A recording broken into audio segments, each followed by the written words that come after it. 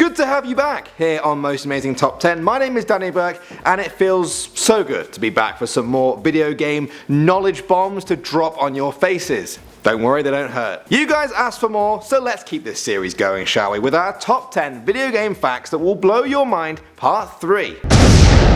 Starting things off at number 10. Now, if any of you guys have ever played the 1978 classic arcade game Space Invaders, you'll know that the more invaders you kill, the faster they descend upon you. Well, actually, this was an accident originally. When game designer Tomohiro Nishikodō was making the game, he found that the processor was able to render the graphics faster if there were less invaders on the screen, speeding it up each time. Now, instead of redesigning the game to fix this, he liked it, and he kept it in as an actual game mechanic. So next time any of you guys get frustrated at a video game speeding up every single level, yeah, you have him to thank for it. Moving on to number 9, the buttons on the PlayStation controller aren't just meaningless symbols. Sony originally intended them to mean something. The triangle represents a person's viewpoint, the square was meant to symbolize a map, the X means no, and the circle means yes. Now, Sony hoped that developers would incorporate this into their games, but seeing as I'm telling you this as a bit of, hidden trivia, you can tell it really didn't work out that way. Coming in at number 8, now it's pretty clear that a lot of Pokemon themes come from Japanese culture, but did you know that even the land itself is based on Japan? If you overlay the various game maps from generations 1 through to 4 over an actual map of Japan,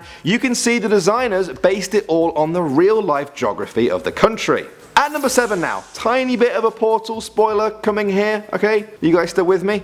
Good. Throughout the game series, we pick up clues that GLaDOS' genetic life form component is actually Cave Johnson's assistant, Caroline. Now, although it's not clear whether she agreed to have her consciousness uploaded to GLaDOS, it's become clear that her physical form seems to be the inspiration for the design. GLaDOS appears to be the robot version of a woman in a straitjacket being gagged and suspended from the ceiling. Wow. Try getting that image out of your head next time you play it. You know who I am!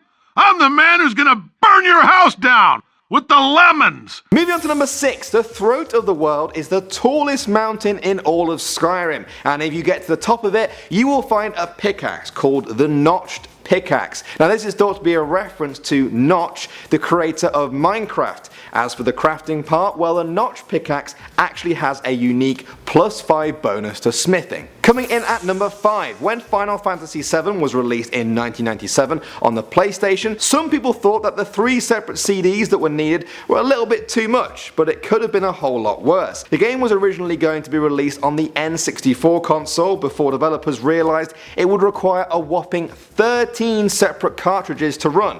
Wow. And imagine if you lost one of them. That would suck.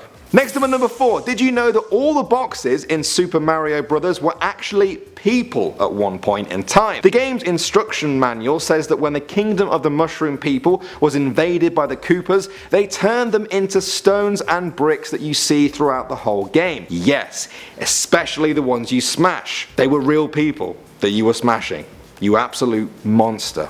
Actually, so am I. Hypocrite.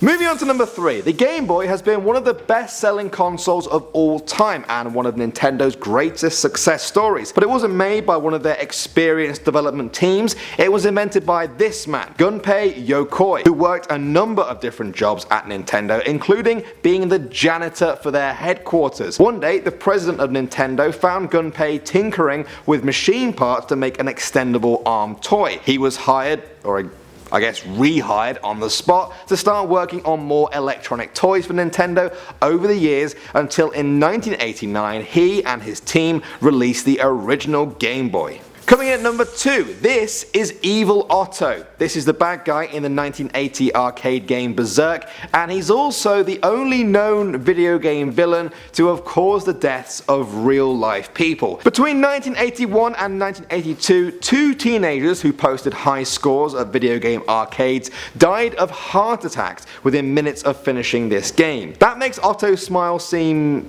terrifying, if I'm honest. really scary. And finally at number 1, the 2001 game Black and White was all about the epic battle between good and evil. Now to help set the mood for the game, they took a list of the 200 most common names in America, and if your profile name is one of them, and you're playing the game after 2 AM, the game will whisper your name in the middle of the night. Apparently Dan is on there, but not Danny, so I think I'm safe. They're not gonna...